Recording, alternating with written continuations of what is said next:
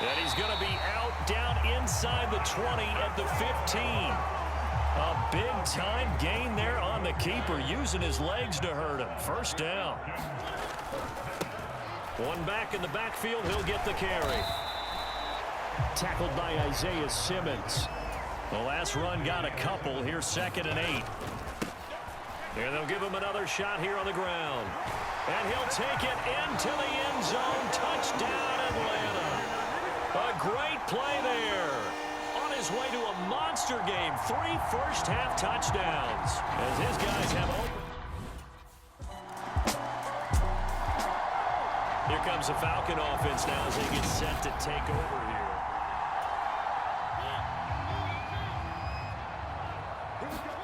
A first down throw for Mariota. Throwing for his running back, and he's got him complete. And he's taken down, but able to slip across the 35. And now it looks like they're going to be in the hurry-up. On 1st and 10, here's Mariota. Finding his safety valve here. That's complete. And they're going to have this across midfield and inside the 45. Back-to-back good plays have them on the move on first down. Working out of the gun, Mariota. He's going to flip one out here to his running back. And he's going to be marked down just inside the 35. Solid catch there for a man who's been so brilliant this year. Worth pointing out, as we were talking about earlier, there has never in the 60-year history of the award been a pass catcher, tight end or wide receiver that has taken home the MVP trophy. And the best receivers I've talked with, they know that stat, and it drives them crazy because they understand that without a quarterback, they don't make the plays that they make. They also don't feel like they get enough credit for bailing out some of the throws the quarterbacks make. Absolutely. It takes 2 to tango. A good gain again. That's now 31 yards combined on those last 2 plays. And he will take it in for a Falcon touchdown. A great effort there. On his way to a historic performance, 4 first-half touchdowns. And the Falcons would extend their lead here just before halftime. Some good running there at the end of the drive. He had the burst that set up the 1st and goal, and then one play later, he's in the end zone. Brandon, what I liked about that sequence is I'm not sure who made the play call, but they understood the situation, understood the momentum.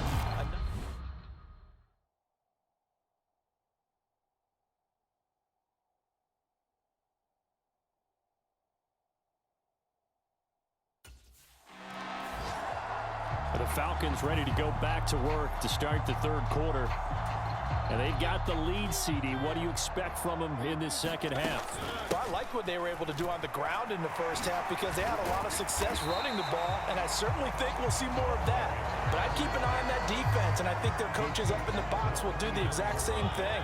If they start to see 1 or 2 guys start to creep towards the line of scrimmage, that'll be licensed to take some shots downfield. That one, a first down pickup of 8. Well, you certainly have to give a little credit here because they are playing this game now at their pace. This is ball control football, sustained runs, taking their time, and making it work. And he is out of bounds, but not before he's inside the 30. He's able to rip off 32 on that one. It's a first down. What we saw there, that's what we know that he can do. He can break tackles and turn them into big runs, and that's what he did. And what is the buzz phrase nowadays in football for a guy like that? And he is into the end zone for a Falcon touchdown. A great play there. 26 yards as his guys are able to push that lead out a bit further. So another touchdown there, and even though we're still just here in the 3rd quarter, kind of hard now to see them giving up this lead. And this is just an offense that's imposing.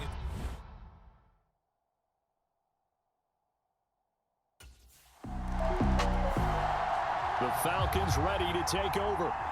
Well, this offense, this team, they are rolling right now, Charles. They've scored on 3 straight possessions. You look at the scoreboard.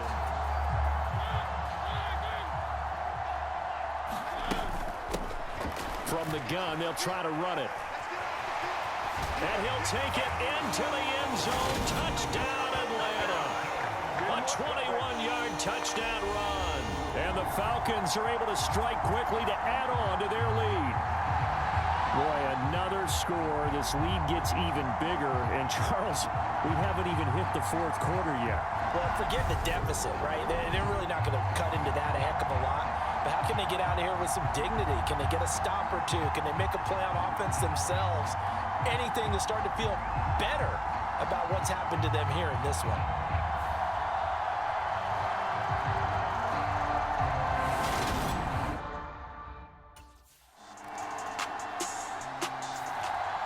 Atlanta now coming out on the field. Well, they got to be thrilled with how they've operated so far in this one.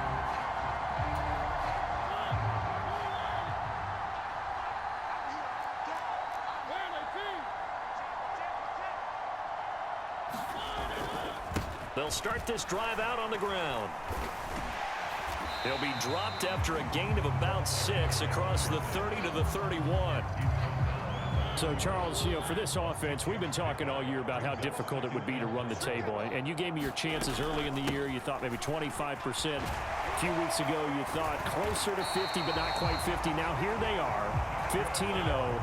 This is happening, isn't it? I think it is, Brandon, because I do believe this team is too invested, too well coached to fall asleep at the switch now. And I think it ultimately benefits them to stay engaged all the way through the season, because make it to the finish line, then they get the open week to refresh and re-energize. But if you get off the gas now, that can really hurt you come playoff time. And I think he's going to go. They're not going to get him. Touchdown, Falcons. A big play there. 63 yards. And the Falcons get another third-quarter touchdown to add on to that lead. I know I should keep the focus and the spotlight on the hero that just scored, but tackling's been an issue for this defense all game long. I can't set that aside. We just saw it again here. Missed tackles leads to his long touchdown run.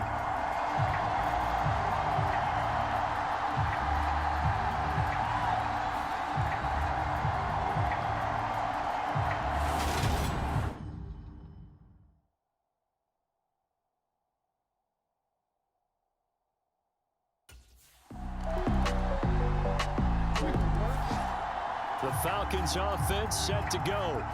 Well, they don't really need the points here, Charles, given what we're looking at on the scoreboard, but they've scored on 3 consecutive possessions, 3 consecutive drives, and I'm sure that they would like to keep that streak going here and continuing to pour it on. And things have got... Oh, what a juke into space. And now off to the races down the right side. And he is into the end zone for a Falcon touchdown. A great effort there. 75 yards. And the Falcons are closing in on that 16-0 record as they add on to their lead. And we didn't even get a chance to settle in for that drive. A quick strike of 75 yards, and they find the end zone. Don't you get the sense that film study was behind this one, that they saw something that they thought they could take advantage of? The key is calling it.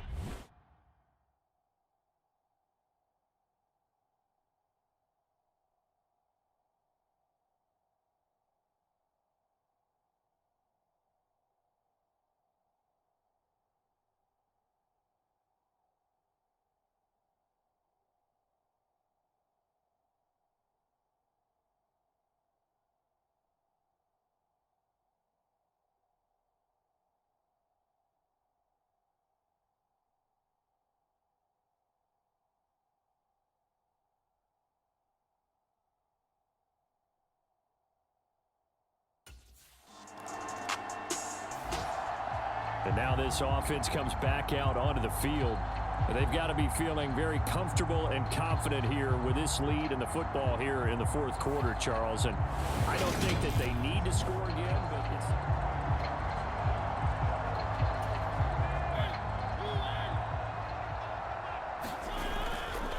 They'll start on the ground here on first down. Shifts by him. And he'll get this up to the 30-yard line. It'll be a gain of 10 to start the drive out, and by a few inches, that'll be a first down. It carries like that. That's how they're going to continue to salt this thing away here, Charles, in the fourth quarter. Yeah, how about that? A new set of downs. Clock continues to move. No better way to close out a game than to tap those mastodons you have up front and say, guys, Keep pounding them. Let's keep the ball, keep their offense on the sidelines, and let's close this one out. Able to avoid him at the 40. And some room to maneuver. Down the numbers. There he goes. And they are going to score again. Yet another touchdown as they just add to their totals. Well, they mentioned this week, Charles, they had a couple kinks on offense that they wanted to fix. I would say they're pretty well fixed. There's no doubt about that. I mean, just about everything they've run has been successful in this one. And if I'm the defensive coordinator, I'm done with this, right? I have no answers for anything. In fact, I'd probably send a note to the clock operator. Let it run.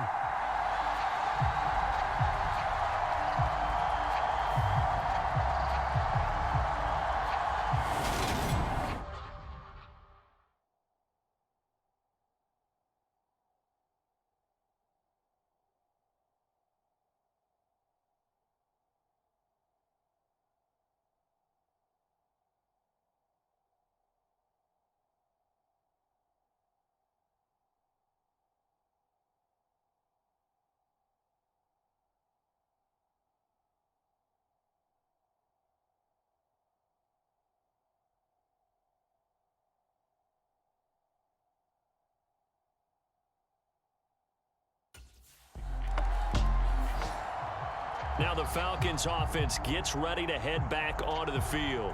And they just continue to roll right along, really. This has the looks of yet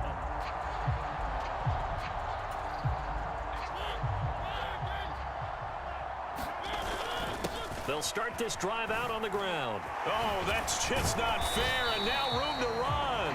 And able to stay on his feet past the 30 to about the 33-yard line. It's a 6-yard pickup, and it gets him to 2nd and 4.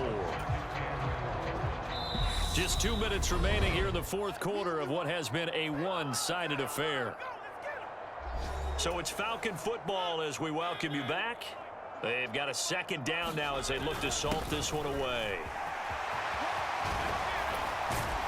And he gets this one to midfield before he's brought down. A nice pickup there, 18 yards, first down Falcons. No doubt those are the types of carries they're looking for here, Charles. The lead in the fourth quarter. This is when coaches that have a reliable running game, they breathe a little easier on the sideline. Yeah, they love the idea that they can take the air out of the football at this point of the game. That means they're really counting on that offensive line, counting on the runners, taking care of the football. Oh, an absolutely filthy juke. He's got some space now. And he will get into the end zone. It's another touchdown. This thing is ugly.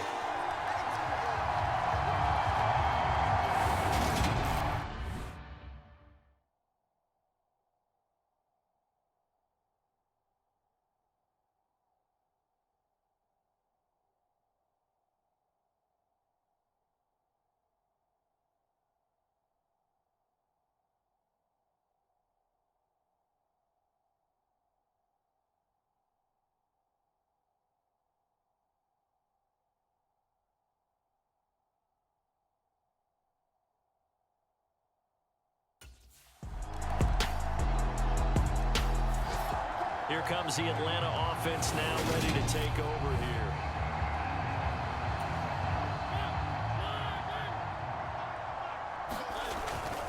They'll start on the ground here on first down.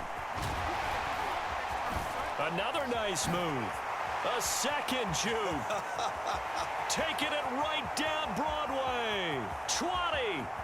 And he takes it in for the score on the game's final play, so it doesn't affect the outcome, but a little whipped cream on top to their ending. Or as our friends in Bayou Country would say, that's a little lagniappe, a little extra on top.